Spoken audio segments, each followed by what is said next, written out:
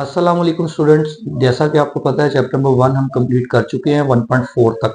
1.5 मैंने इसलिए नहीं करवाई बिकॉज अभी स्मार्ट सिलेबस के अंदर 1.5 इंक्लूडेड नहीं है। तो हम अभी फिलहाल जो है वो जो जो इंक्लूडेड है उसको हम कवर कर रहे हैं, और जैसे ही 1.5 दूसरे नेक्स्ट ईयर में आएगी तो मैं उसमें ऐड कर दूंगा आपको। अभी हम चैप्टर नंबर करने लगे हैं स्टार्ट 2। चैप्टर नंबर 2 आप जैसा कि देख रहे हैं ऊपर नाम पहले लिख दिया है, फंक्शंस एंड ग्राफ्स। अब फंक्शंस के लिए इसकी डिटेल जानने की जरूरत नहीं है, बस जस्ट मैं थोड़ा सा बेसिक बता देता हूँ कि फंक्शन क्या होता है और कौन से दो सेट्स इसके अंदर यूज होते हैं। इसकी डिटेल जो है साथ साथ जैसे जैसे क्वेश्चंस आएंगे हम उसको उसी तरह जो है वो देखते रहेंगे। जी, तो सबसे पहले हम क्या करेंगे, फंक्शन की बेसिक डेफिनेशन को देखेंगे कि फंक्शन होता क्या है और इसको कैसे डिनोट करते हैं। लेकिन सबसे पहले हम क्या करते हैं, दो सेट्स लेते हैं, कोई से दो सेट्स जो कि नॉन एम्प्टी है। नॉन एम्प्टी का मतलब इन सेट्स के अंदर कोई ना कोई एलिमेंट मौजूद है। इस सेट को हम लेट कर लेते हैं, ये सेट x है और दूसरे वाला सेट जो है वो y है। ठीक है जी। अब एक रिलेशन जो है वो डेवलप होता है जिसको हम क्या कहते हैं, f, यानी f सच दैट x टू y, यानी सेट x से लेके सेट y तक एक रिलेशन है। इसको हम फंक्शन कब कहेंगे कि जब x की हर वैल्यू के लिए, यानी x के सेट से कोई भी एक वैल्यू मैं उठाता हूं, x बिलोंग्स टू x, यानी कोई भी एक वैल्यू x के सेट से लेंगे, इस फंक्शन को देंगे और फंक्शन उस पर वर्कआउट करके हमारे पास जो आंसर देगा वो y के सेट के अंदर से आंसर उठा के दे देगा। ठीक है। इस y के सेट को हम कहते हैं सेट ऑफ को डोमेन। क्या कहते हैं जी, सेट ऑफ को डोमेन। और जो x का सेट है इसको हम कहते हैं सेट ऑफ डोमेन। इसको सेट ऑफ डोमेन कहते हैं और इसको सेट ऑफ को डोमेन कहते हैं। अब इस y के अंदर जितने भी एलिमेंट मौजूद होंगे, यानी ये तो पूरे का पूरा सेट जो होल सेट है इसको कहते हैं सेट ऑफ कोडोमेन। और इसके अंदर जितने भी एलिमेंट मौजूद होंगे, जैसे मैं लिखा है y बिलोंग्स टू y, यानी इस सेट के अंदर से कोई भी एलिमेंट हम लेते हैं उसको हम कहते हैं रेंज, यानी सेट ऑफ रेंज। यानी ये जो y हमने लिया है, स्मॉल y मैंने एग्जांपल लिया है, इसको हम कहेंगे सेट ऑफ रेंज। ठीक है जी। अब ये जो x के सेट है इसको हमने पहले भी कहा है कि ये डोमेन के सेट होते हैं। इसको हम कह सकते हैं कि ये सेट ऑफ इनपुट वैल्यूज है, यानी इस सेट के अंदर से हम इनपुट उठाते हैं और इस फंक्शन को देते हैं, फंक्शन इस पे वर्कआउट करता है और आपको आउटपुट की फॉर्म में इस सेट के अंदर आंसर दे देते हैं। ठीक है। या हम कह सकते हैं कि x का जो सेट है इसके अंदर जो वैल्यूज होती हैं ये इंडिपेंडेंट होती हैं। ठीक है। और जो y के अंदर सेट है इनके अंदर जो वैल्यूज होती हैं ये डिपेंडेंट होती हैं। ये पूरे का पूरा एक स्केच है फंक्शन का। दोबारा से रिपीट कर रहा हूं कि फंक्शन रिलेशन है x टू y। ये फंक्शन कब बनता है कि जब x की हर वैल्यू के लिए y के अंदर एक यूनिक एलिमेंट आंसर आ जाए। जैसा कि हम फर्ज करते हैं, इसको हम पढ़ते कैसे हैं, f ऑफ x। मेरे पास एक फंक्शन है x स्क्वायर माइनस 1। ठीक है जी। अब इस फंक्शन के अंदर मैं x की कोई भी वैल्यू पुट कर दूं, ये जो मैं x की वैल्यू पुट करूंगा वो इस सेट के अंदर से आएगी और उसको हम क्या कहेंगे, इनपुट कहेंगे। लेट सपोज हम x की वैल्यू क्या इनपुट दे रहे हैं उसको 1, यानी x की वैल्यू क्या कर रहे हैं फंक्शन में 1 पुट कर रहे हैं। तो x की वैल्यू क्या आ जाएगी, 1 आ जाएगी। 1 का स्क्वायर माइनस 1, आंसर क्या आ गया 0। तो ये जो 0 आंसर आया है ये इस सेट के अंदर आएगा। इस सेट के अंदर से इनपुट आएगी एंड जो आंसर आपका आएगा यूनिक आंसर वो इस सेट के अंदर आउटपुट आएगा। सो this is the relation between two sets x and y। In other word आप कह सकते हैं, एक छोटी सी एग्जांपल देते हैं कि जो फंक्शन जो होता है, जैसे ये f है, इसको हम कहते हैं कंप्यूटिंग मशीन। ठीक है। इसको हम कंप्यूटिंग मशीन कह लेते हैं। अब करना क्या होता है कि हमने इस मशीन को क्या करना है, इनपुट वैल्यू देनी, और इनपुट वैल्यू किस सेट में से आएगी, x के सेट में से आएगी। अब ये जो मशीन है इसके ऊपर वर्कआउट करेगी और आपको जो वैल्यू निकाल के देगी वो कहां से आएगी, वो आउटपुट होगी। और कौन से सेट में से आएगी, वो y के सेट में से आएगी। और उसको हम कौन सा एलिमेंट कहेंगे, रेंज का एलिमेंट कहेंगे। और इसको हम कौन सा एलिमेंट कहेंगे, डोमेन का एलिमेंट कहेंगे। इसके हम जो है वो डेली लाइफ में भी एग्जांपल ले सकते हैं। जैसे हम कोई जूस बना रहे हैं, लेट सपोज एप्पल का जूस बना रहे हैं, तो ये जो कंप्यूटिंग मशीन लिखी हुई है ये आपकी एप्पल जूसर मशीन है। आप उसके अंदर जो इनपुट वैल्यू दे रहे हैं उसमें मिल्क भी दे रहे हैं, उसमें आप शुगर डाल रहे हैं, उसमें एप्पल डाल रहे हैं, वो तमाम की तमाम वैल्यूज क्या है, वो इनपुट है। और जो आउटपुट की सूरत में निकल के आ रहा है वो क्या आता है, आपको लिक्विड फॉर्म के अंदर जूस मिलता है। तो ये आपकी पूरी डेली लाइफ में जितनी भी चीजें हैं वो सारी की सारी फंक्शन बेस्ड होती हैं। अब इसमें मैं डिटेल में नहीं जाऊंगा ताकि आप ये एक्सरसाइज का काम स्टार्ट कर सकें। होपफुली ये फंक्शन का कॉन्सेप्ट समझ आ गया होगा। अभी मैंने थोड़ा सा इसको ब्रीफ किया है, अभी बहुत सारा ये इसका कॉन्सेप्ट है, इसमें 1 1 भी है, इसमें ऑन टू भी है। इसमें बाइजेक्टिव हैं, बहुत सारे फंक्शन हैं, बट इसको भी फिलहाल के लिए इतना समझ लिया है कि फंक्शन होता क्या है। अब हम फंक्शन के क्वेश्चंस पे चलते हैं। आ जाए ले जी, पहला क्वेश्चन आपको नजर आ रहा है, उसने आपको दो फंक्शन दिए हुए, ये ए पार्ट है यानी क्वेश्चन नंबर 1 का f of x is equal to x square minus 1, और ये बी पार्ट है F of x is equal to 2x plus 3 का अंडर रूट। आप ये देखें, ये फंक्शन दिया हुआ है और नीचे उसने ना आपको 4 पार्ट्स दिए हुए हैं, और इन पार्ट्स को हम क्या कह रहे हैं, ये इनपुट्स वैल्यूज हैं। इनपुट वैल्यूज आपने इन दोनों फंक्शन में बारी बारी यानी दो अलग अलग क्वेश्चन है आपको पुट करनी और आंसर देना। सबसे पहला देखें जी उसने क्या लिखा हुआ है। हम पहले फंक्शन लिख रहे हैं F of x is equal to x square minus 1। आपको देखिए उसने क्या कहा है, F of minus 3 find out करें, F of minus 3। F of minus 3 का मतलब है जहां जहां आपको x नजर आएगा वहां वहां आपने क्या पुट कर देना है, -3। सो इस x की जगह भी आप क्या पुट कर देंगे, -3। This will B 9 minus 1 and answer will B 8। तो ये आपकी आउटपुट, ये इनपुट और ये आउटपुट जो मैंने अभी आपको एग्जांपल दी है, बाय डेफिनेशन हमने समझा था उसको। तो ये आपके फंक्शन के अंदर पहली इनपुट वैल्यू, ये आंसर आ गया। अब दूसरी इनपुट वो क्या कह रहा है जी, second option F of 0। F of 0 का मतलब है अब आप x की वैल्यू इसी फंक्शन के अंदर क्या पुट कर देंगे, 0। तो ये x की वैल्यू 0 आ जाएगी, 0 square minus 1, answer will be -1। This is output. So third part इसमें कह रहा है जी F of x minus 2। Function वही है, ठीक है, जो उसने क्वेश्चन में दिया हुआ है, आप जस्ट इनपुट्स को चेंज करते जा रहे हैं। x माइनस 2 की वैल्यू का मतलब आपने इस x की जगह यानी इस x की जगह क्या पुट कर देना है, x माइनस 2, और ये होल स्क्वायर आ गया -1। जस्ट आपने x को रिप्लेस करना है, बाकी वैल्यूज वही की वही होती हैं। जैसे स्क्वायर है तो ऊपर स्क्वायर भी वही है और 1 भी वही का वही है।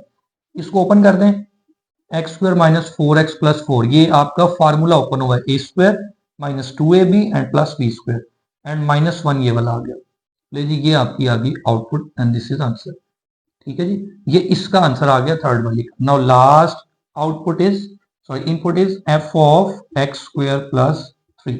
F of x square plus 3 में भी यही करना है, जो एफ के अंदर ऐसी इनपुट आपको दी हो, बस ये उठा के यहाँ से और आपने जाके फंक्शन जो दिया होता है उसमें एक्स की जगह पुट कर देनी है। तो ये एक्स स्क्वायर प्लस 3 आ जाएगा यानी एक्स की जगह, और ऊपर उससे क्या आ रहा है, स्क्वायर आ रहा है, और माइनस क्या आ रहा है, ये 1 आ रहा है। अब इसका स्क्वायर ओपन करेंगे तो A square plus 2ab and then B square and -1 वो वैसे वहीं का वहीं।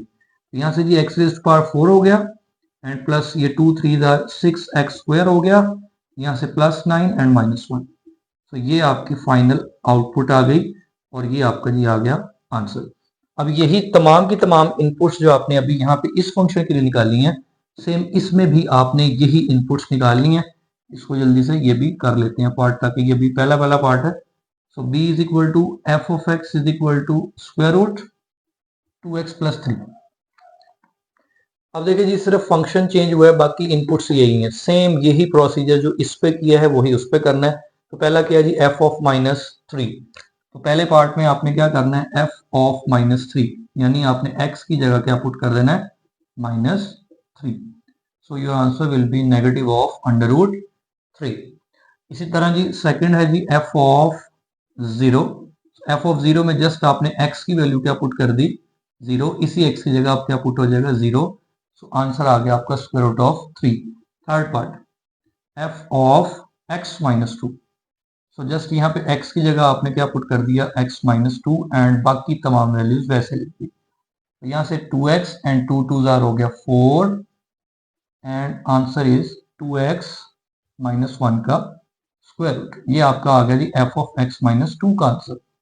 लास्ट इनपुट उसने दी हुई है F of x square plus 3। तो ये वैल्यू उठा के फिर दोबारा उसी तरह x की जगह पुट करनी है। So square root 2 times x square plus 3 and plus 3। So ये 2 into x square 2x square and plus 2 3 6 हो गया and plus 3 and 6 and 3 total हो गया आपका जी 9। So this is output of this input. तो ये तमाम के तमाम इनपुट्स आपने पुट करके आउटपुट निकालनी है। ये क्वेश्चन थोड़ा सा तेजी से इसलिए करवाया, सेम कॉपी पेस्ट था और कोई इसमें फर्क नहीं है। सो ये आपका क्वेश्चन नंबर 1 पूरा हो गया। तो इसमें आपने देखा क्या है कि आपको फंक्शन दिया होगा, आपने इनपुट वैल्यू उसके अंदर करनी होती है। इनपुट का मतलब क्या होता है कि जो आपको ये एफ के अंदर वैल्यू दी होती है वो आपने उठा के एक्स के अंदर पुट करना होता है। देख लें 0x के अंदर, x माइनस 2 x के अंदर, ये वाली वैल्यू x के अंदर, इसमें भी आपने यही कुछ ही किया। तो ये आपका इनपुट और आउटपुट का कॉन्सेप्ट है जो कि फंक्शन में यूज होता है। Question number 1 completed. अब हम चलते हैं क्वेश्चन नंबर 2 पे। जी, तो ये क्वेश्चन नंबर 2 आपके सामने नजर आ रहा है। ये थोड़ा सा अपनी डिफरेंट जो है ना वो नेचर का क्वेश्चन है। इसमें आपने जरा समझना है बात को। यहाँ पे उसने आपको कहा है फाइंड करना है ये एक्सप्रेशन, ये आपको जो एक्सप्रेशन दिया हुआ है ये आपको फाइंड करना है, ठीक है। एंड सिंप्लीफाई वेयर, ये 4 पार्ट्स दिए हुए हैं। F of x is equal to ये, एफ ऑफ एक्स ये है, एफ ऑफ एक्स ये है। इन चारों को, यानी ये क्वेश्चन ही चारों अलहदा हैं, सेपरेट क्वेश्चन है। फाइंड चारों के लिए आपने यही करना है, ये एक्सप्रेशन, ठीक है जी। अब स्टार्ट करते हैं इसको पहले पार्ट के लिए। ये पहला पार्ट उसने दिया हुआ है F of x is equal to 4x plus 7। अभी मैंने पीछे आपको पहले क्वेश्चन नंबर 1 में भी बताया है कि एफ ऑफ एक्स तो आपको एक फंक्शन जो दिया होगा उसके अंदर हमने इनपुट्स करनी होती है। अब इसमें इनपुट आपको करनी क्या है, ये f of a plus H आपको नजर आ रहा है और यहाँ पे नजर आ रहा है एफ ऑफ ए, यानी सिर्फ 2 इनपुट्स है हमारे पास यहाँ पे ये वाली। ये दोनों हम इस फंक्शन में से निकालेंगे और इसके अंदर ही पुट करके उसको सिंप्लीफाई कर लेंगे। यानी इसके लिए हमें चाहिए क्या, F of a plus H, ये पहली वैल्यू। अब F of a plus H कहां से आएगा, इस एक्स की जगह पे जस्ट हमने क्या रिप्लेस कर देना है, ए प्लस एच। और इस एक्स की जगह पे भी हम क्या पुट कर देंगे, ए प्लस एच, एंड प्लस क्या आगे आगे 7। बाकी वैल्यू वैसे की वैसी रहेगी, जस्ट एक्स की जगह आपको क्या पुट करना है, A plus H. So this will be 4a and plus 4h and plus 7। ये आपकी कौन सी वैल्यू आ गई, ये पहले वाली जो मैंने ऊपर टिक की हुई है वाली। इसको आप ऐसे सर्कल कर लें या ऐसे मतलब पॉइंट आउट कर लें। उसके बाद ये एफ ऑफ ए चाहिए। Now F of A, F of A का मतलब है इसी फंक्शन में आपने फंक्शन में वापस जाना और एक्स की जगह क्या पुट कर देना, ए पुट कर देना। तो यहाँ पे एक्स की जगह क्या आ जाएगा, ए ही आ जाएगा। सो 4a प्लस 7। ये देखिए जी, दोनों आपकी जो इनपुट्स थी ये f of a plus H और एफ ऑफ ए, ये दोनों हमने निकाल ली। अब ये एक्सप्रेशन लिखे जो हमें फाइंड करना है। Now F of a plus h minus F of A over H, ये किसके बराबर होगा, F of a plus h की वैल्यू ये जो निकली हुई है इसके अंदर पुट कर दें। तो 4a plus 4h plus 7 minus minus F of A. F of ए की वैल्यू जो है ये आपकी एफ ऑफ ए की वैल्यू है, क्योंकि बाहर माइनस है तो इसलिए हमने क्या किया, उसको ब्रैकेट में यूज करना है, डिवाइडेड बाय एच। अब इस नेगेटिव साइन को अंदर मल्टीप्लाई करें, 4a plus 4h plus 7 minus 4a and minus plus minus 7 divided by H. Minus 7 plus 7 से कैंसिल हो जाएगा और माइनस 4a प्लस 4a से। सो आपके पास सिर्फ वैल्यू बचेगी ये 4h ओवर h, h से कैंसिल हो जाएगा, 4 will be answer of this expression. ये एक्सप्रेशन हमने पूरा इस फंक्शन के लिए निकाल लिया, ठीक है जी। बड़ा सिंपल सा क्वेश्चन है। अब यही आपका वो आपका क्वेश्चन है, यानी फाइंड एक्सप्रेशन यही है। अब फंक्शन चेंज हो गया, साइन ऑफ एक्स, ठीक है। ये चारों पार्टी में आपको करवाऊंगा क्योंकि चारों डिफरेंट है, चारों ही करने पड़ेंगे। अब इसमें आपने क्या करना है जी, दूसरा part f of x is equal to sine of x. अब फंक्शन चेंज हो गया बट इनपुट्स वही है। फंक्शन आपको यानी चेंज करके उसने आपको पूछा वही है सेम। आपने क्या करना है जी, पहले F of a plus H निकालना है। F of a plus H find out करना था, आपने एक्स की जगह क्या पुट कर दिया, ए प्लस एच। इधर भी आपने एक्स की जगह ही आपने क्या पुट करना है, देखिए सिर्फ एक्स को रिप्लेस करना है ए प्लस एच से। ये पहली वैल्यू आ गई। दूसरी वैल्यू के लिए एफ ऑफ ए है तो आपने एक्स की जगह क्या पुट कर देना है, ए पुट कर देना है। तो यहाँ पे साइन और इस एक्स की जगह भी क्या आ जाएगा, ए। देखिए दोनों इनपुट्स आ चुकी हैं, दोनों इनपुट्स आ चुकी। अब वो फार्मूला लिख के यानी ये एक्सप्रेशन और वैल्यूज को पुट कर दे। Now F of a plus h minus F of a divided by h, ये किसके इक्वल होगा, sine of a plus h इसकी वैल्यू माइनस एफ ऑफ ए की वैल्यू क्या आ गई, sine a divided by h. देखिए यहां तक क्वेश्चन आपका, आपने क्या किया है, इनपुट्स कर दी हैं जो आपने निकाली हैं। अब फर्दर आपको क्या करना है, अब क्वेश्चन यहां पे भी छोड़ सकते हैं बट एग्जामिनर आपको क्या करेगा, एक नंबर माइनस करके एक नंबर देगा। फर्दर आपने इसमें फार्मूला यूज करना है जो कि आगे चैप्टर नंबर 10 में यूज होता है। अब चैप्टर नंबर 10 में एक ट्रिग्नोमेट्री का फार्मूला जो यहाँ पे यूज होना है और वो इसमें भी होगा और वो इस वाले क्वेश्चन में भी चौथे पार्ट में भी होगा जहां ट्रिग्नोमेट्री यूज हो रही है। मैं पहले ही लिख देता हूं कि अगर now therefore sine p minus sine q is equal to 2 time cos p plus q divided by 2 and then sine p minus q divided by 2। अगर आपके पास क्वेश्चन जो है इस फॉर्म में आ जाए कि दोनों आपके पास जो फंक्शन है ट्रिग्नोमेट्रिक वो साइन हो, इधर भी साइन हो इधर भी साइन हो, और सेंटर में क्या आ रहा हो, माइनस हो, तो इसको हम चेंज कर देते हैं इस क्वांटिटी में। जैसे 2 आएगा, पहले कॉज आएगा देन साइन आएगा, ये मल्टीप्लाई हो रहे हैं, ये प्रोडक्ट है। तो कॉज के अंदर ये जो दो एंगल आपको नजर आ रहे हैं पी और क्यू, यानी साइन, दोनों साइन के एंगल्स को हम क्या करेंगे, ऐड करेंगे और 2 पे डिवाइड कर देंगे। इसी तरह साइन आएगा, दोनों एंगल्स को माइनस करेंगे और 2 पे डिवाइड करेंगे। इस फॉर्मूले को इसके अंदर अप्लाई करें। आप लेट कर लें, ये जो अंदर पहले वाला साइन है ये P है, और जो दूसरे वाले साइन के अंदर ये वाली जो वैल्यू ये लेट कर ली क्या है, ये Q है। So your answer will B 2 time cos, इसमें चेंज कर देंगे cos P plus Q। P plus Q का मतलब ये P है और ये Q है, P plus Q divided by 2 and then sine आएगा, और यही वैल्यूज अंदर P क्या हो जाएगा, माइनस हो जाएगा, ये P minus Q divided by 2, और ये H नीचे पड़ा हुआ है, ये डिवाइडेड बाय आ गया ये H। यहां से A से हो गया कैंसल। फर्दर इसको हम क्या लिख सकते हैं, 2 टाइम कॉस, ये A और A टोटल ऐड हो गया, तो ये 2A आ गया plus H by 2 and then sine H by 2 and divided by H। इसको यहां छोड़ सकते हैं हम, फर्दर जस्ट इसको अलग अलग डिवाइड करना है नहीं करना आपकी मर्जी है। यहाँ पे आपका आंसर कंप्लीट हो चुका है। तो ये आपके 2 पार्ट हो गए ये वाले, अब ये 2 करते हैं जी, ठीक है जी। 2 पार्ट हो चुके हैं आपके, अब हम करते हैं जी तीसरा पार्ट। तीसरे पार्ट के लिए हमने फंक्शन लिखा यहाँ पे f of x is equal to x cube plus x square and minus 1। फिर वही बात है, फंक्शन चेंज हो गया बट एक्सप्रेशन वही है। इस एक्सप्रेशन के लिए आपके पास 4 पार्ट हैं, अब हम तीसरे वाले को कर रहे हैं। फंक्शन में देखें और इसको देखें, आपको क्या चाहिए, बार बार वही रिपीट कर रहा हूं, f of a plus H. So f of a plus H आपको चाहिए, आपने जस्ट क्या करना है, इस x को रिप्लेस कर देना है a प्लस एच से। इसको हम कहते हैं इनपुट, हम इसको इनपुट वैल्यू दे रहे हैं। इस x की जगह भी आप क्या पुट कर देंगे, a प्लस एच, और इसका टोटल आ जाएगा क्यूब प्लस प्लस, यहां आ जाएगा a प्लस एच का स्क्वायर हो जाएगा और माइनस आ जाएगा 1। ले जी, ये आपको नजर आ रहा है ये a प्लस एच का होल क्यूब है, ठीक है। जब क्यूब आता है किसी भी वैल्यू के ऊपर, होल के ऊपर, तो हम इस पे यूज करते हैं a प्लस बी का होल क्यूब, जो जनरल फार्मूला है अलजेब्रा का। वो फार्मूला क्या कहता है, a cube plus b cube plus 3a square b plus 3a into b square.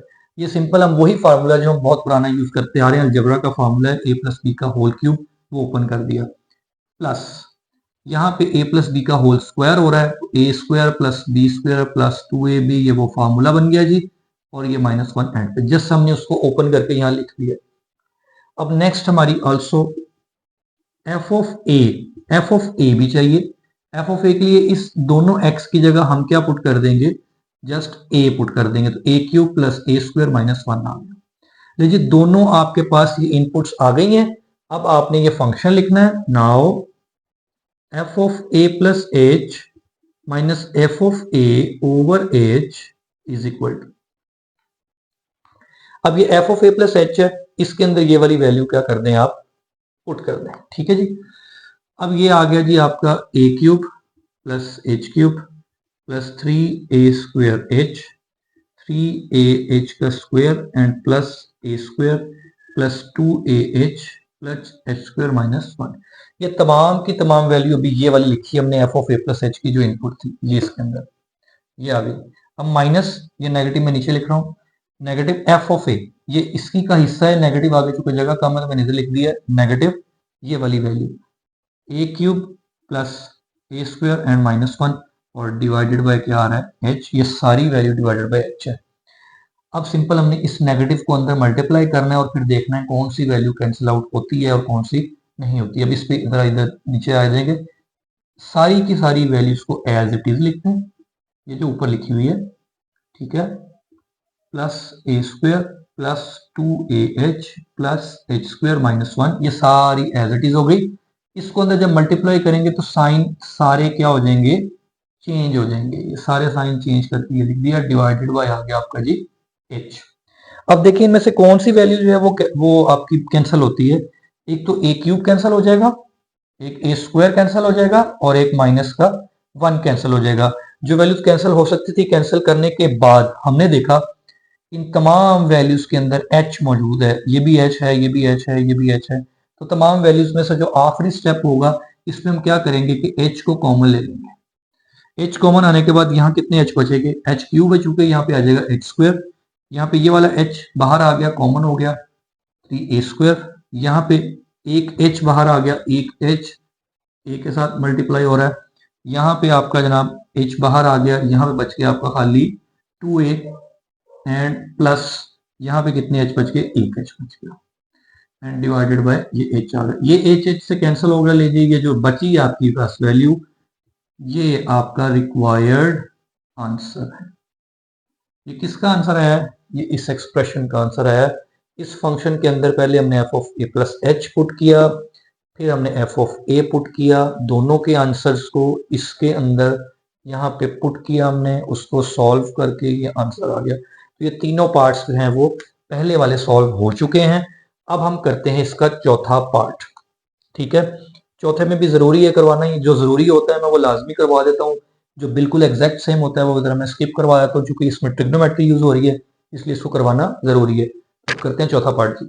ले जी, अब ये चौथा पार्ट हम करने लगे हैं। चौथा पार्ट जो है ये f of x is equal to tangent of x. Just उसने आपको फिर दोबारा आखिरी फंक्शन ये दिया हुआ है, फंक्शन चेंज कर दिया है, इनपुट्स वही की वही है। F of a plus H find करेंगे, ये x की जगह a प्लस एच पुट कर देंगे, इधर भी x की जगह क्या आ जाएगा, a प्लस एच आ जाएगा, ठीक है जी।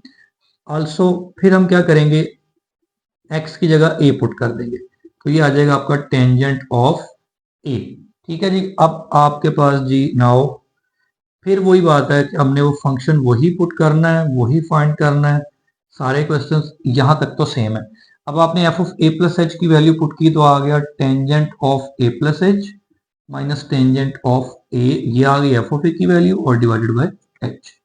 यदि यहां तक फिर वही बात है, क्वेश्चन छोड़ सकते हैं, फिर वही एक नंबर दे या आधा नंबर दे, बट इसको फर्दर करने के लिए इस पे फार्मूले यूज होंगे। आपने इसको क्या करना है, ये जो टेंजेंट लिखा हुआ है ये आपने मैट्रिक क्लास में भी शायद पढ़ा होगा, साथ में चैप्टर में, ये इक्वल होता है sine x over cos x के। सो टेंजेंट कोई भी वैल्यू अंदर हो तो उसको साइन ओवर कॉस में लिखते हैं, इसको हम कन्वर्ट कर लेते हैं साइन ओवर कॉस में, ठीक है जी। माइनस इसी तरह इस टेन को भी आप साइन ओवर कॉस में लिख लेंगे और डिवाइडेड बाय ये आ गया आपका एच, ठीक है जी। अब यहाँ पे ऊपर वाली वैल्यू में ये देखें, यहाँ पे आपके पास दो जो डिनोमिनेटर नजर आ रहे हैं ये, ठीक है जी। आप भी कहेंगे ब्लू का सर ने पहली दफा यूज कर ही लिया, तो ये जो दो है ना, ये डिनोमिनेटर आपके क्या आ जाएंगे, एलसीएम आ जाएंगे। तो जब एलसीएम लेंगे तो आप क्या करेंगे इसका जी, ये दोनों वैल्यूज मल्टीप्लाई होंगी, यानी cos of a plus h into cos of a, ये आ गया, और ये डिवाइडेड बाय एच ऑलरेडी पड़ा हुआ है। अब ये जो ऊपर वाली वैल्यू है इसमें हमने क्या करना है, एलसीएम लेना। तो एलसीएम में चूंकि दोनों डिफरेंट है तो हम जस्ट इसको क्रॉस मल्टीप्लाई करवा देंगे, इसको इधर और इसको इधर, ठीक है जी। अब यहाँ पे ये इससे जब मल्टीप्लाई होगी तो sine of a plus h already पड़ा हुआ है, कॉज ए ऊपर जाके मल्टीप्लाई हो जाएगा, आ जाएगा cause A minus minus cos of a plus H उधर चला जाएगा, और ऊपर जो है वो साइन ऑफ ए पहले ही पड़ा हुआ है, ये साइन ए पड़ा हुआ है। यहां तक पहुंचने के बाद हम इसके ऊपर फार्मूला अप्लाई करेंगे। फार्मूला फिर दोबारा वही है कि आपने ये अभी नहीं पढ़ा हुआ, ये चैप्टर नंबर 10 में यूज होगा। एक फार्मूला है जिसको हम कहते हैं sine of alpha minus beta is equal to sine alpha cos beta minus cos alpha sine beta. ये आप आगे जाके चैप्टर नंबर 10 में पढ़ेंगे, ये आपको फार्मूला यहाँ पे यूज करना है, ठीक है। जैसा कि साइन के अंदर दो एंगल्स क्या हो रहे हैं, माइनस हो रहे हैं। अब यहाँ पे देखें, पहले साइन बाद में कॉस, फिर कॉस बाद में साइन, यानी ये कंसेक्यूटिव आते हैं इस तरह, और सेंटर में क्या आ जाता है, माइनस। इसको इस वाले पार्ट को इस वाले पार्ट के साथ कंपेयर करें तो अल्फा की जगह देखें जरा क्या पड़ा हुआ है, इस अल्फा की जगह क्या पड़ा हुआ है, ए प्लस एच है, और बीटा की जगह क्या पड़ा हुआ है, ए पड़ा हुआ है। इसी तरह ये अल्फा देख लें, फिर दोबारा अल्फा जो आ गया आपका ए प्लस एच आ गया, और बीटा जो आ गया ए आ गया। इसको अगर हम इस फॉर्मूले के साथ कंपेयर करें तो ये बनता है sine alpha cos beta minus cos alpha हो गया और साइन के साथ बीटा आ गया। तो इसको हम क्लोज कर देंगे इस वाले पार्ट में लेफ्ट हैंड साइड के अंदर। तो क्लोज करने से क्या होगा जी, ये sine of alpha minus beta आ जाएगा। इसको हम अल्फा लेट कर रहे हैं, इसको बीटा लेट कर रहे हैं, अल्फा माइनस बीटा के बराबर आ जाएगा। डिवाइडेड बाय, अब ये जो नीचे वैल्यू है ये चूंकि डिनोमिनेटर है ये वैसे का वैसे लिखा गया, और डिनोमिनेटर के नीचे अगर इस तरह डिनोमिनेटर आ जाए एच के जैसे तो वो आपस में क्या हो जाते हैं, मल्टीप्लाई हो जाते हैं। ये यहाँ से कैंसिल हो गया। लीजिए जो बाकी आपका आंसर बचा वो आपका रिक्वायर्ड आंसर है। लीजिए ऐसे, और ये cause of A and this is your answer, क्योंकि ये फर्दर सिंप्लीफाई नहीं हो सकता। ये आपका क्वेश्चन नंबर हो गया जी 2 कंप्लीट, चारों पार्ट करवा दिए। अब हम करते हैं क्वेश्चन नंबर 3। ले जी अब आ गया आपका क्वेश्चन नंबर 3। इसमें लिखा हुआ है, पहले मैंने तीनों पार्ट लिख लिए हैं ऊपर ताकि आपको जानना वो मुश्किल ना हो। एक्सप्रेस द फॉलोइंग, किसको एक्सप्रेस करना है, कैसे करना है, पहले मैं आपको जरा थोड़ा सा इसको बता दूं कि एक्सप्रेस करने का मतलब क्या होता है। लेट अस सपोज हमारे पास एक फंक्शन लिखा हुआ है y is equal to x plus 1, ठीक है। ये जो लेफ्ट हैंड साइड पे आपको फंक्शन लिखा हुआ नजर आ रहा है इसको हम कहते हैं डिपेंडेंट फंक्शन, और जो राइट हैंड साइड पे होता है इसको कहते हैं इंडिपेंडेंट फंक्शन। तो हमेशा जो है ना डिपेंडेंट फंक्शन को एक्सप्रेस किया जाता है in terms of independent function. यानी ये जो फंक्शन लिखा हुआ है इसको मैं कह सकता हूँ कि y is expressed in term of x, ठीक है। एक और फंक्शन लिखते हैं, लेट सपोज हमारे पास है जी x is equal to T plus 3 divided by 2, कोई भी वैल्यू, कोई भी किसी किस्म की भी, आपने अल्फाबेट देखना होता है जस्ट। ये जो लेफ्ट हैंड साइड वाला फंक्शन है इसको मैं पढ़ूंगा x is expressed in terms of t, ठीक है। तो लेफ्ट हैंड साइड का जो फंक्शन पढ़ा होता है उसको एक्सप्रेस किया जाता है in terms of the right hand side वाला फंक्शन, ठीक है। तो यानी आपको ये जो फंक्शन उसने कहा है एक्सप्रेस करने हैं, आपने उसको सॉल्व नहीं करना, जस्ट आपने उसको एक्सप्रेस करना है। अब मैं बताता हूँ आपको कि एक्सप्रेस किसको करना है, कहाँ करना है और कैसे करना है। अब जरा क्वेश्चन पे जरा गौर से पढ़ लें एक दफा। अच्छा यहाँ पे लिखा हुआ है एक्सप्रेस द फॉलोइंग, यानी आपने एक्सप्रेस तीन चीजें हैं, आपने एक्सप्रेस किसको करना है, किसके और किस में। जैसे कि लिखा हुआ है द एरिया ए, एरिया को आपने एक्सप्रेस करना है, किसके एरिया के, स्क्वायर के एरिया को, ठीक है। और किस में करना है, as a function of its perimeter a. ये तीन चीजें आपको पता होनी चाहिए कि आप देख लें यहाँ पे किसको एक्सप्रेस करना है। दोबारा रिपीट करो, एक्सप्रेस द फॉलोइंग यानी the area A of a square, shape कौन सी है, स्क्वायर है, किस में करना है, as a function of its perimeter a, ठीक है जी। तो आप क्या करेंगे, ले जी सबसे पहला पार्ट हम करने लगे यहाँ पे, तो ए पार्ट, क्योंकि ये छोटे छोटे पार्ट ही यहाँ पे हो जाएंगे easily. Area A of a square, let we have a square. अब देखिए स्क्वायर शेप, ये लेट हम फर्स्ट कर लेते हैं, हमारे पास एक स्क्वायर शेप है, ये बनानी जरूरी नहीं है। अब स्क्वायर शेप की प्रॉपर्टी क्या होती है, सबको पता है कि स्क्वायर शेप की तमाम साइड जो होती हैं बराबर होती हैं। हम लेट कर लेते हैं, इसमें एक साइड जो है वो एक्स है, तो इसका मतलब तमाम साइड्स क्या होंगी, वो एक्स ही होंगी। आपको करना क्या है, देखें इसका एरिया निकालना है और पेरीमीटर, यहाँ पे सॉरी ये ए लिखा हुआ है, यहाँ पे पेरीमीटर जो है वो पी है, ए नहीं है, इसको पी कर लो, ठीक है। अच्छा ये पी है, तो यहाँ पे एरिया जो है वो आपको निकालना है पहले, एरिया यानी पहली चीज ये निकालनी है किसकी, स्क्वायर की। तो स्क्वायर का एरिया किस तरह निकलता है, लेंथ को मल्टीप्लाई कर देते हैं उसकी विथ से, तो लेंथ भी सेम है और विथ भी सेम है, तो length multiplied by with, this will be equal to x square. So area आपका निकल आया, इसको हम इक्वेशन नंबर 1 का नाम दे देंगे, ठीक है जी। दूसरी सूरत में हमने किस में करना है, पेरीमीटर पी, इसी का पेरीमीटर निकालें स्क्वायर का, so perimeter will be equal to the sum of all sides, यानी 1 2 3 4, कितने एक्स हैं, 4 एक्स हैं। जब इन चारों को इकट्ठा ऐड करेंगे तो कितने एक्स हो जाएंगे, total 4 x. This will B equation number 2। आपने क्या करना है, एरिया को एक्सप्रेस करना है इन टर्म्स ऑफ पी। आप क्या करेंगे, इक्वेशन नंबर 2 में से एक वेरिएबल है जो राइट हैंड साइड पे आपको नजर आ रहा है एक्स, इसकी वैल्यू निकालें, 4 को डिवाइड कर दें, so x will be equal to p over 4। ये आपने x निकाल के आपने क्या करना है, इक्वेशन नंबर 1 में पुट कर देना है, किस कहां पे, इस x की जगह पे। तो इक्वेशन नंबर 1 में जाके जब आप ये पुट करेंगे तो a is equal to x की जगह क्या आ गया, p ओवर 4, और इसके ऊपर क्या वैल्यू पड़ी हुई है, स्क्वायर। अब जरा गौर से देखिए आप इसको, तो एरिया आपका लेफ्ट साइड पे आ गया और पेरीमीटर आपका राइट साइड पे आ गया। सो इसको हम कैसे पढ़ेंगे, अभी जो मैंने एग्जांपल दी थी, area is expressed in terms of P यानी पेरीमीटर। तो आपने जस्ट करना ही यही है तीनों पार्ट्स के अंदर, कि जिसको एक्सप्रेस करना होता है उसको आपने लेफ्ट पे लेके आना है, और जिसमें करना है उसको आपने राइट पे लेके आना है, इसको फर्दर सॉल्व नहीं करना।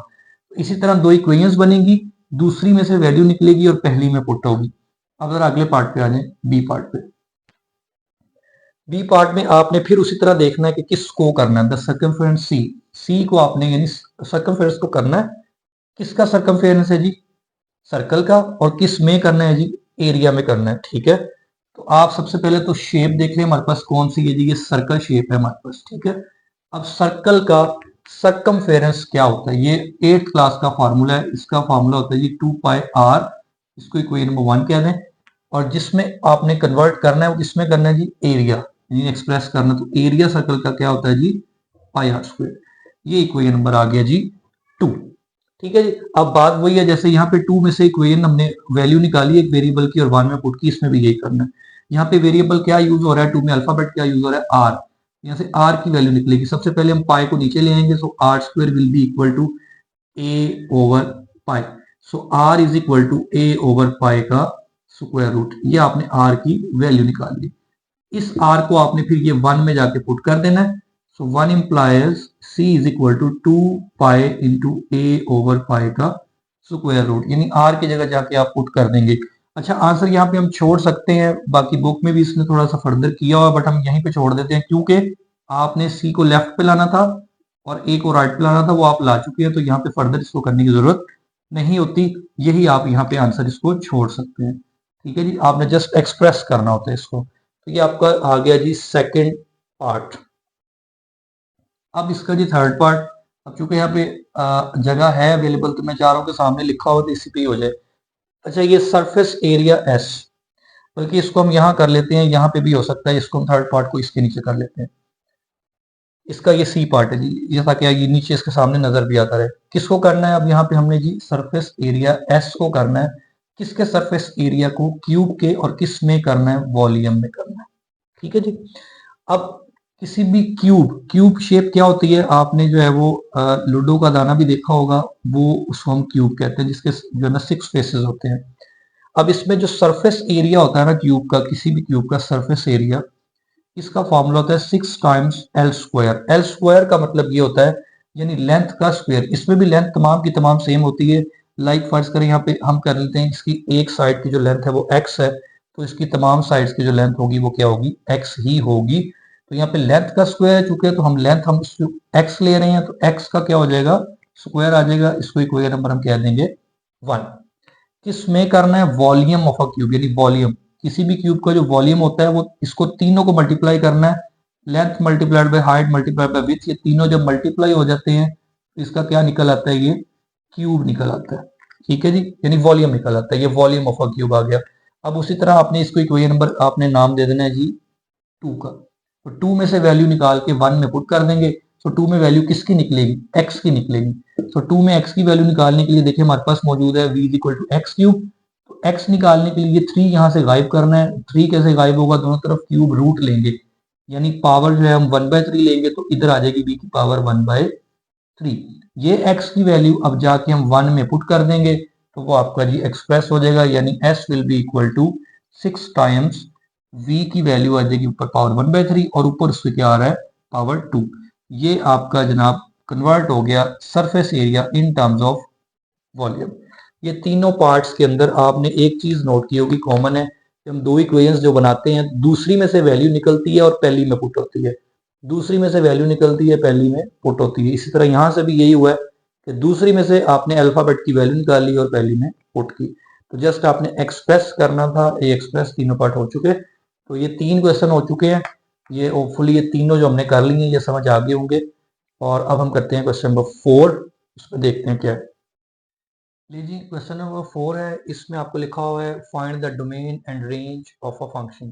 स्टार्ट में मैंने आपको जो फंक्शन की थोड़ी सी डेफिनेशन बताई थी, उसमें मैंने आपको बताया था कि एक डोमेन होती है और एक होती है रेंज, यानी नॉन एम्प्टी सेट्स जो उसके अंदर थे। ये थोड़ा सा इंपॉर्टेंट टॉपिक है, इसको समझने के लिए थोड़ी सी तवज्जो चाहिए। इसमें करना क्या है वो हम देख लेते हैं। सबसे पहले तो आपको एक चीज़ पता होनी चाहिए, ये जो रियल नंबर लाइन है, इसके अंदर जो राइट हैंड साइड पे जो नंबर्स होते हैं ये पॉजिटिव होते हैं अप टू पॉजिटिव इन्फिनिटी, और जो लेफ्ट साइड पे जो नंबर होते हैं ये नेगेटिव इन्फिनिटी तक नंबर जा रहे होते हैं। ठीक है, अब सबसे पहला पार्ट मैं लिखता हूँ। इसमें पार्ट लिख के ही आपको समझाता हूँ कि डोमेन क्या है और रेंज क्या है। अच्छा, सबसे पहले बात करते हैं डोमेन की। डोमेन क्या होती है? डोमेन हर वो एलिमेंट होता है कि जिसको हम फंक्शन के अंदर पुट कर सकें और फंक्शन जो है वो डिफाइंड रहे, अनडिफाइंड ना हो। अनडिफाइंड से मेरा मुराद ये है कि फंक्शन जो है आपके पास सिर्फ और सिर्फ दो कंडीशंस के अंदर अनडिफाइंड होता है और कोई कंडीशन नहीं होती। एक कंडीशन ये होती है कि अगर फंक्शन जो है वो रैशनल फंक्शन है, ऊपर नीचे दोनों वैल्यूज हो और हम वैल्यू को पुट करें और नीचे जीरो आ जाए, तो फंक्शन जो होता है वो अनडिफाइंड हो। नीचे जीरो आने का मतलब डिनोमिनेटर में जीरो आ जाए तो फंक्शन अनडिफाइंड हो जाता है, वो उसकी डोमेन में नहीं रहता। इसके अलावा स्क्वायर रूट के अंदर अगर नेगेटिव साइन आ जाए तो उस सूरत में भी फंक्शन जो होता है वो अनडिफाइंड हो जाता है, फंक्शन डिफाइंड नहीं रहता।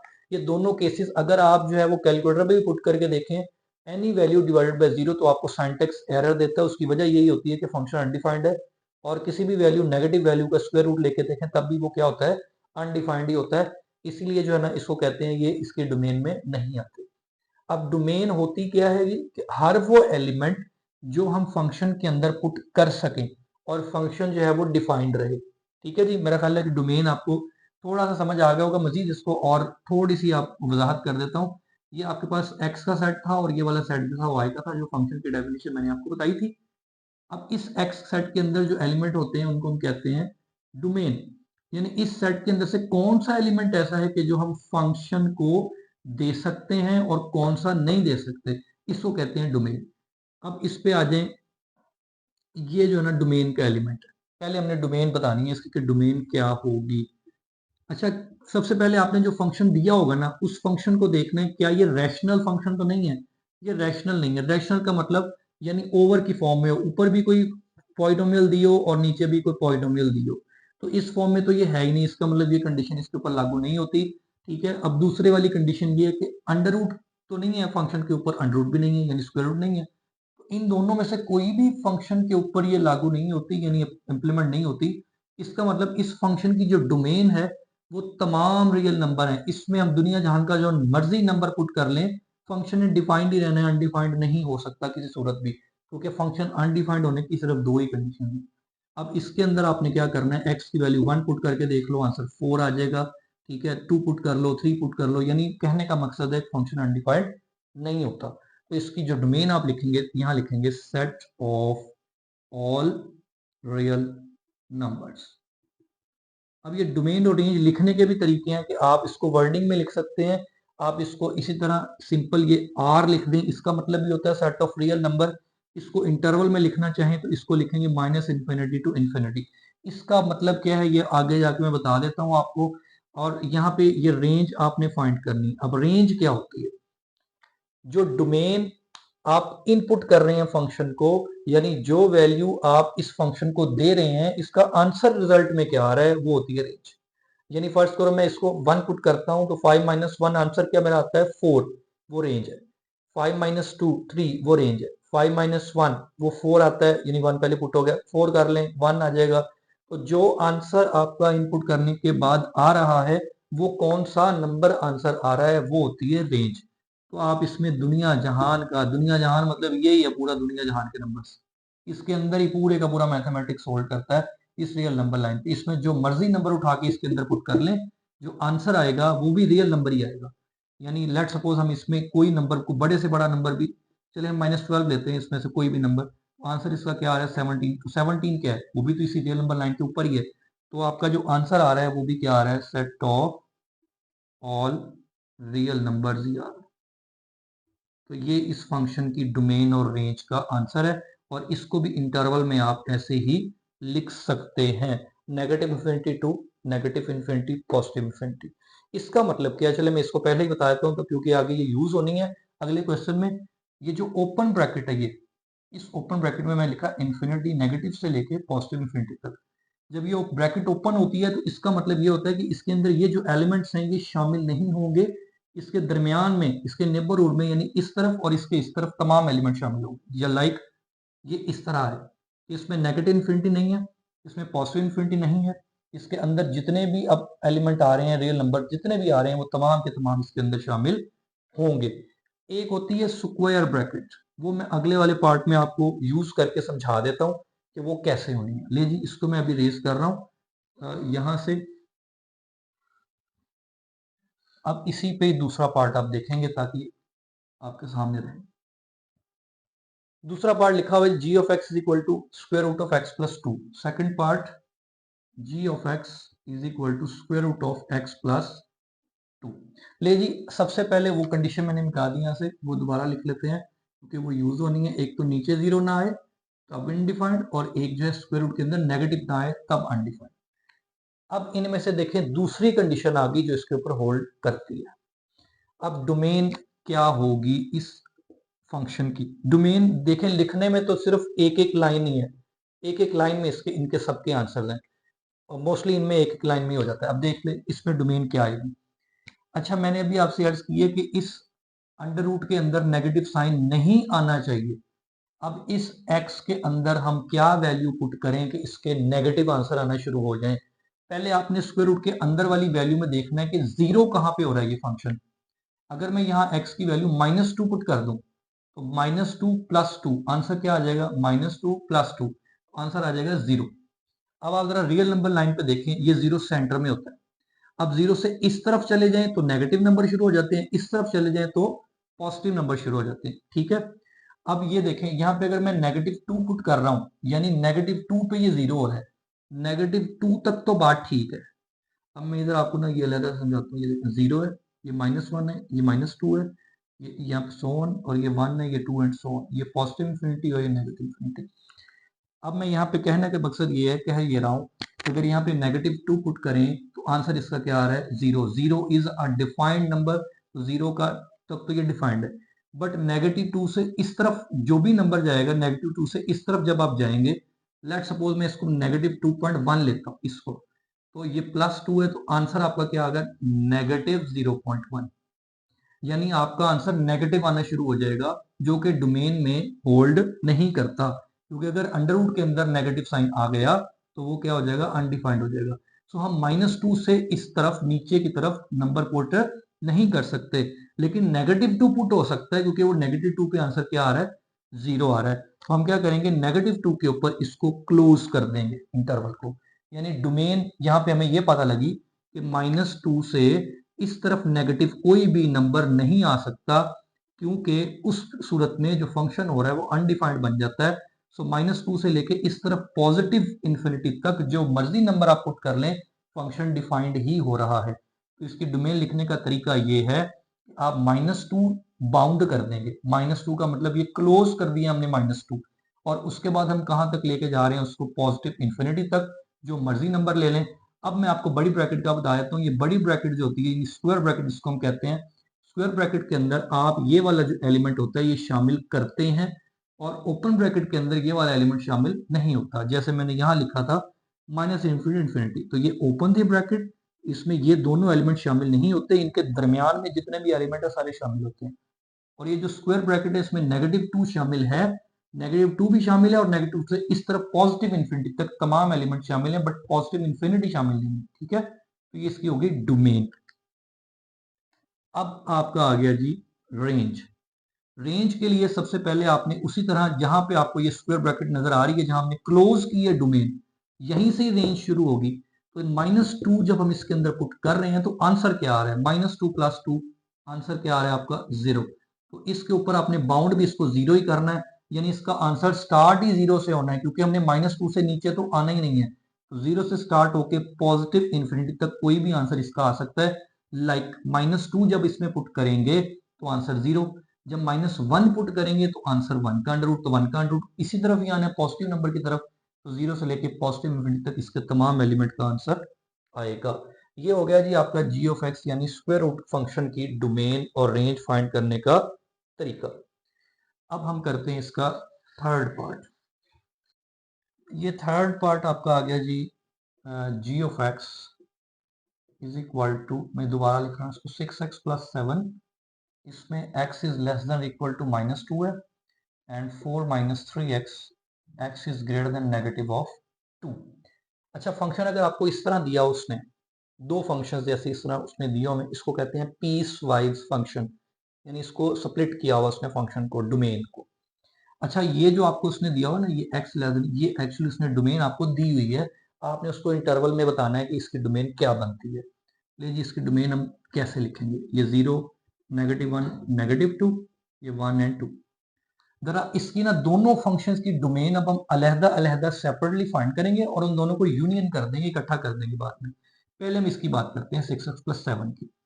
इसकी डोमेन क्या है? ये देखो उसने दिया हुआ आपको इसकी domain x is less then और इक्वल टू नेगेटिव ऑफ 2, यानी नेगेटिव 2 से नीचे और बराबर। लेस देन नेगेटिव ऑफ 2 यानी नेगेटिव 2 से नीचे और बराबर का मतलब यहां तक नेगेटिव 2 से नीचे भी तमाम नंबर नेगेटिव इंफिनिटी तक आएंगे डोमेन के अंदर। अगर ये लेस देन के नीचे आपको ये साइन नजर आए तो इसका मतलब इक्वल होता है, उसमें वो एलिमेंट शामिल होगा। यानी नेगेटिव 2 से नीचे का मतलब क्या है? लेस देन का मतलब वो नेगेटिव 2 से लेस इस तरफ को होते हैं नंबर, तो नेगेटिव 2 जो है वो स्क्वायर ब्रैकेट में आएगा और इसके नीचे तमाम एलिमेंट होंगे, यानी इसकी जो डोमेन होगी वो नेगेटिव इन्फिनिटी से लेके -2 तक होगी। ठीक है जी। और ये जो नेगेटिव 2 है ये ऐसे स्क्वायर ब्रैकेट में आएगा और ये क्या होगा? ओपन ब्रैकेट में होगा। अब इसमें हम क्या कर देंगे? यूनियन कर देंगे। यूनियन का मतलब अब नीचे वाले फंक्शन की डोमेन क्या आएगी? नीचे वाले फंक्शन की डोमेन में आप देख जरा वो क्या कह रहा है कि -2 से ग्रेटर होगा, x is greater then -2। Negative 2 से ग्रेटर नंबर किस तरफ बनते हैं? वो इस तरफ को तमाम नंबर नेगेटिव 2 से ग्रेटर होंगे, यानी पॉजिटिव इन्फिनिटी की तरफ चल पड़ा वो। अब इसमें उसने आपको इक्वल साइन नहीं दिया तो इसका मतलब -2 इसकी इसकी डोमेन में शामिल नहीं होगा, तो आप इसको लिखेंगे -2 टू इसकी यानी जो डोमेन होगी वो -2 से लेके पॉजिटिव इन्फिनिटी तक होगी। ठीक है जी। इसको आप यूनियन में ऐसे लिख सकते हैं। तो अगर हम इसको इकट्ठा करके लिखना चाहें, यानी इनको यूनियन करके लिखना चाहें, तो इसका मतलब क्या है? ये नेगेटिव इन्फिनिटी से -2 तक है और इसका मतलब क्या है? ये -2 से लेकर इन्फिनिटी तक है। इसका क्या मतलब होगा? यानी पूरी रियल नंबर लाइन ही है, यानी इसको आप सम अप करें तो ये नेगेटिव इन्फिनिटी से इन्फिनिटी ही बनता है।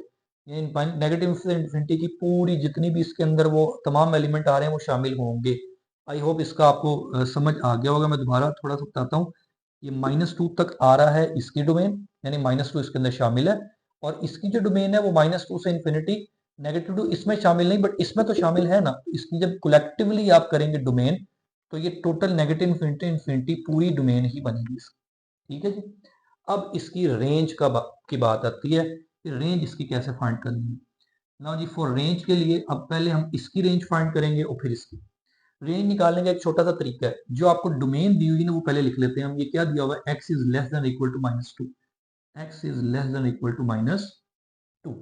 अब आपने इसको ना इस डोमेन को आपने ये फंक्शन बना लेना है 6x+7। ये कैसे बनेगा?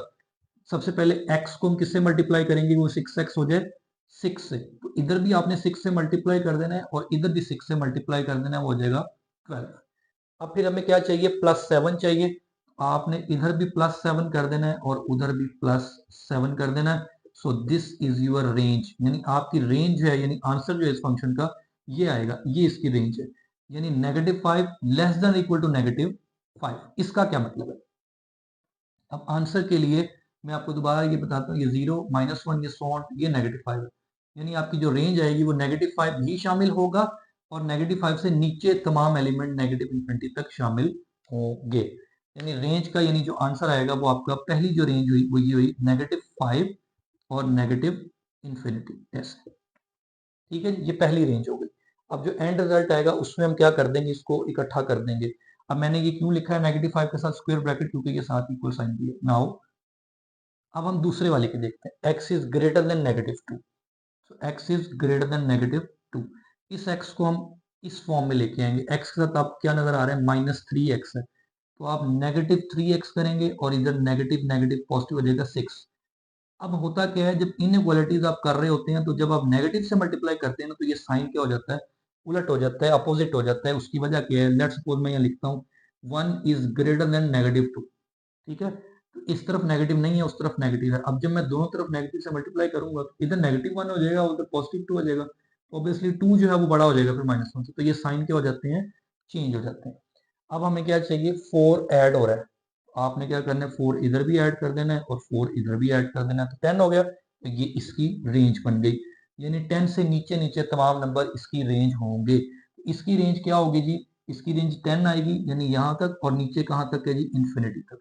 अब ये दोनों नंबर जब आप ऐड करेंगे यानी इसको इकट्ठा करके लिखेंगे तो इसकी रेंज आपको नजर आ रही है कि नेगेटिव इन्फिनिटी से लेके 10 तक इसकी रेंज होगी। यानी range of this number is equal to, जब इनको इकट्ठा करेंगे तो इकट्ठा मैं ऐसे लिख देता हूँ, ये -5 और अगले वाले की यूनियन करके नेगेटिव इन्फिनिटी टू ये 10 है, क्योंकि 10 पॉजिटिव नंबर है ना, तो 10 से नीचे आना, 10 शामिल नहीं होना, 10 से नीचे वाले तमाम नंबर।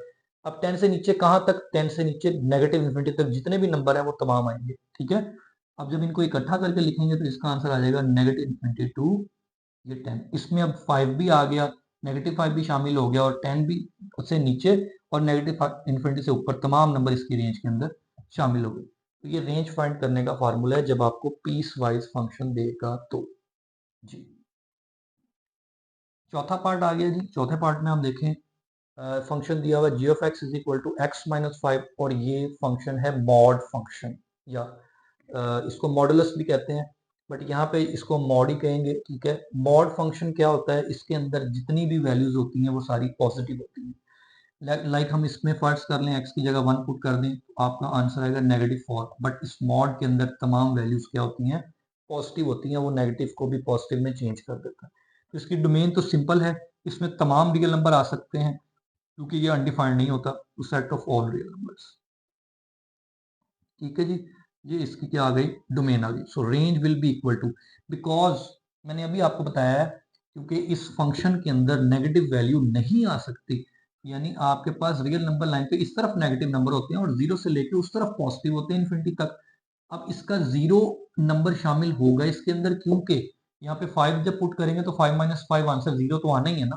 तो आपकी रेंज जो है वो जीरो से लेके इसकी पॉजिटिव इन्फिनिटी तक होगी, क्योंकि मॉड के अंदर कोई भी नंबर नेगेटिव नहीं आ सकता, आंसर नेगेटिव आ ही नहीं सकता। तो रियल नंबर लाइन पे इस तरफ तो रेंज आने का सवाल ही पैदा नहीं होता, इसके मतलब रेंज है वो सिर्फ पॉजिटिव नंबर्स की तरफ होगी, जीरो से लेके पॉजिटिव इन्फिनिटी तक इसकी रेंज होगी। और जीरो हम इसके अंदर शामिल करेंगे क्योंकि यहाँ पे आके देखें एक्स की जब वैल्यू 5 पुट होगी तो इसका आंसर जीरो भी आएगा। तो ये जीरो से इन्फिनिटी आपकी इसकी रेंज होगी, और इसके अंदर कोई भी एलिमेंट आप पुट कर लें इस फंक्शन में अनडिफाइंड नहीं होता, क्योंकि फंक्शन अनडिफाइंड दो ही सूरतों में होता है, वो मैंने पहले लिख दिया था आपको, उन दोनों में से कोई भी इसके अंदर होल्ड नहीं करती। ले जी, एक पार्ट नंबर हो गया 4। अब हम चलते हैं जी पार्ट नंबर 5 पे, जो एंड वाला इसका पार्ट है, फिर इसको क्वेश्चन को खत्म करते हैं। ले जी, पार्ट नंबर 5 और इसका आखिरी पार्ट है, जब भी रैशनल फंक्शन आ जाए, ये आपने ध्यान में रखना है। रैशनल फंक्शन में आपने जस्ट ये देखना है कि नीचे जीरो ना आए, ये मैंने पहले लिख दी थी ताकि आपको याद रहे, मैं वो रेज कर देता हूँ, कोई जगह नहीं होती। अच्छा, जीरो ना आए, अब इसमें डोमेन में तमाम एलिमेंट शामिल होंगे, बस जीरो ना आए वैल्यू पुट करने से। अब इसमें यहाँ पे एक्स की कौन सी वैल्यू पुट करने से जीरो आ रहा है, एक्स इज इक्वल टू 3, क्योंकि 3 माइनस 3 क्या होता है, जीरो। बाकी जो मर्जी आप वैल्यू आप पुट कर लें रियल नंबर लाइन में से, किसी भी वैल्यू पे ये अनडिफाइंड नहीं होता, सिर्फ नीचे 3 पुट करने से ये अनडिफाइंड होता है, क्योंकि 3 पुट करने से नीचे क्या बन रहा है, जीरो।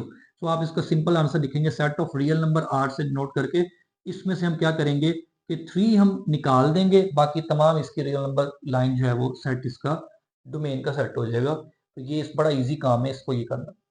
रेंज के लिए आपने क्या करना है, रेंज के लिए बड़ा सिंपल काम है, जब भी रैशनल फंक्शन इस तरह का आ जाए आप उसको ना खुद से लेट कर लें कि ये y के इक्वल है, ठीक है। ये हम y के इक्वल लेट कर लेते हैं पूरे फंक्शन को, जब भी कोई भी आ जाए, इसके अलावा भी कोई रैशनल फंक्शन आ जाता है तो अभी आप उसको इसी तरह सॉल्व करेंगे, आगे क्वेश्चन आने हैं उसमें भी इसी तरह करेंगे हम। अब इस फंक्शन में से ना आपने x की वैल्यू निकालनी है, x को लेफ्ट हैंड साइड पे लेके आना, बाकी तमाम वैल्यू को राइट पे। तो x निकालने के लिए सबसे पहले हम इसको ऊपर मल्टीप्लाई कर दें, तो ये 3 into y 3y minus x into y x y is equal to x plus 2। अब चूंकि ये इधर भी x है और इधर भी x है, तो आप क्या करें, x को एक साइड पे ले जाएं और y को एक साइड पे, इस x को उधर ले जाएं और 2 को इधर ले जाएं। So 3y minus 2 is equal to x plus x y. अब चूंकि हमें x फाइंड आउट करना है तो इन दोनों में से हम क्या कर लेते हैं, इसको पहले ऐसे लिख लेते हैं ताकि इजी रहे, इसको इधर लिख लें और इसको उधर लिख लें, कोई इसमें कबाहत नहीं है कि आप दोनों बराबर है, क्योंकि ये लिख सकते हैं। अब इन दोनों में से हम क्या करते हैं जी, x कॉमन ले लेते हैं, अंदर क्या बचेगा 1 प्लस वाई, और इस तरफ क्या बचेगा 3y माइनस 2। अब 1 प्लस वाई को चूंकि नीचे जब डिवाइड करना है तो ये आ जाएगा 1 प्लस ये y। जब ये x बराबर ले लें तो ये रेंज आ गई आपकी। अब फिर वही कॉन्सेप्ट लगा दें कि नीचे जीरो ना आए, नीचे जीरो यहाँ पे y की किस वैल्यू पे यहाँ पे जीरो नीचे आता है, यानी यहाँ पे y हम क्या पुट करें तो यहाँ नीचे जीरो आ जाए -1, क्योंकि 1 माइनस 1 ही जीरो होते हैं, और जब जीरो आ जाएगा तो इसकी रेंज भी अनडिफाइंड हो जाएगी। इसका मतलब क्या हो जाएगा कि इसकी जो रेंज है वो भी आप इसी तरह लिखेंगे, set of real number minus -1, यानी इसमें सिर्फ -1 पुट नहीं हो सकता, बाकी दुनिया जान की तमाम, यानी सॉरी आंसर नहीं आ सकता, वो बाकी तमाम एलिमेंट इसके आंसर आएंगे। ये आंसर बताया है, ये एक तरीका होता है रेंज निकालने का रैशनल फंक्शन की, कि उसको y के बराबर रख के ना तो आप x निकाल लें और उसमें नीचे डिनोमिनेटर में देख लें कि y की कौन सी वैल्यू पुट करने से फंक्शन जो है वो अनडिफाइंड हो रहा है। तो ये आपकी रेंज आ गई, ये आपकी डोमेन आ गई। ये थोड़ा सा कॉम्प्लिकेटेड कॉन्सेप्ट है, इसको बार बार करने से ही ये आएगा। इसको एक दफ़ा से करने में हो सकता है ये समझ ना आए, आप इसको बार बार करें। अगर समझ नहीं आ रहा तो आप दोबारा मुझे बता दें, कमेंट में बता दें, मैं उसको दोबारा किसी और तरीके से समझाने की कोशिश करूंगा, बट इंशाल्लाह उम्मीद है ये समझ आ जाएगा। इसमें फर्दर क्वेश्चन जो बाकी वाले हैं उसमें भी डोमेन रेंज यूज हो रही है, उसमें भी हम यही काम ही करेंगे, उसमें मजीद इसमें जो है ना वो आपको बेहतरी नजर आएगी इंशाल्लाह। क्वेश्चन नंबर 5 आ गया। अब क्वेश्चन नंबर 4 के बाद अब जी क्वेश्चन नंबर 5 के अंदर आपको उसने आप देखें एक फंक्शन दिया हुआ है, ये एफ ऑफ एक्स, ठीक है, ये सामने आपके नजर आ रहा है। उसने फिर आगे कहा है इफ, ये गिवन है, ये दोनों वैल्यूज आपको गिवन है कि अगर एफ ऑफ 2 माइनस 3 के इक्वल है, सॉरी एफ ऑफ -1 इक्वल है 0 के, आपने वैल्यू फाइंड करनी है ए एंड बी की, यानी ए फाइंड करें एंड देन बी फाइंड करें। ये दो वैल्यूज आपको फाइंड करनी है, सही है जी। अब यहाँ पे पहली वैल्यू पे आ जाए, if f of 2 is equal to minus, F of 2 का मतलब क्या है, जो क्वेश्चन नंबर 1 हमने किया है उसमें मैंने आपको बताया था कि इनपुट हमने करनी है, इस फंक्शन के अंदर x की जगह हम क्या पुट कर देंगे 2। अगर वो कह रहा है एफ ऑफ 2, यानी इस फंक्शन में x की जगह 2 पुट कर दें तो उसकी वैल्यू क्या आती है -3। तो हम क्या करेंगे, जहां जहां हमें x नजर आ रहा है वहां वहां हम क्या पुट करेंगे 2 पुट करेंगे। पहले हम ये कंडीशन यूज करते हैं, यानी 2 cube minus a into 2 square plus b into 2 and +1, यानी जहां जहां x था मैंने वहां वहां 2 पुट किया, तो आंसर उसने क्या दिया हुआ है, वो कहता है ये -3 के इक्वल है, ठीक है जी। अच्छा इसको सॉल्व कर लेते हैं। पहले 2 का क्यूब क्या होता है जी 8, माइनस 2 का स्क्वायर क्या होता है 4, 4 into a 4a and plus 2 into b 2b and +1, -3 इस तरफ आके +3 हो जाएगा और इक्वल आ जाएगा 0 के। तो यहां से -4a plus 2b and plus 3 and 1 4, 4 and 8 total कितना होगा 12 इज इक्वल टू 0। इसको मजीद आप थोड़ा और भी कर सकते हैं, बट नहीं भी करना तो इसको बस यहीं छोड़ दें, कोई नंबर ये क्या आ गई 1 आ गई। अब हम दूसरी इक्वेशन पे आ जाते हैं। दूसरी जो कंडीशन उसने दी हुई है, उसने कहा also f of -1 is equal to 0। F of -1 का मतलब है अब इसी फंक्शन के अंदर अगर हम x की जगह -1 पुट करें तो उसकी आउटपुट क्या दी हुई है उसने 0। तो आप जहां जहां x आपको नजर आ रहा है वहां वहां आप क्या पुट कर देंगे -1 पुट कर देंगे, ये देखें, और इसको किसके इक्वल रख देंगे हम 0 के इक्वल, ठीक है जी। अब यहाँ पे जी ये -1 का जो क्यूब होता है ये -1 ही होता है, -1 का स्क्वायर लेंगे ये +1 हो जाएगा, a 1 जार a plus minus minus b 1 जार b and +1 is equal to 0। ये -1 +1 से कैंसिल हो जाएगा, so we have left with this equation -a - b is equal to 0। अब हमने क्या, चूंकि हमने ए और बी निकालना है तो हम क्या करेंगे, यहां से ए को उठा के उस तरफ ले जाएं, ए पॉजिटिव हो जाएगा, किसके इक्वल बचेगा -b के इक्वल। इसको हम इक्वेशन नंबर कह देते हैं 2। यहाँ पे हम देख रहे हैं कि ए किसके बराबर है -b के बराबर है। इसको आपने उठा के इस इक्वेशन में जहां आपको ए नजर आ रहा है यहाँ पे पुट कर देना है। तो आप यहाँ पे लिखेंगे नीचे पुट इन इक्वेशन 1। इस इक्वेशन नंबर 1 में ए की जगह आप क्या पुट करेंगे -b। सो -4 टाइम्स -b, यानी ए की वैल्यू -b आ गई, प्लस 2 टाइम्स b की वैल्यू वैसे के वैसे, यानी b को हमने नहीं छेड़ना, तो हम a को पुट कर रहे हैं, सो 2b आ गया एंड प्लस आ गया 12 is equal to 0। So negative negative positive हो गया, यानी 4b बचा यहाँ पे, 4b एंड 2b टोटल कितना हो गया 6b एंड 12 को हम राइट हैंड साइड पे लेके जाए तो -12। तो 6 को नाउ आप नीचे जब डिवाइड करेंगे तो 6 2 12 हो जाएगा, सो b will be equal to -2। अब ये b की वैल्यू जब आप वापस यहाँ पे पुट करेंगे तो आपकी वैल्यू किसकी आ जाएगी a की आ जाएगी।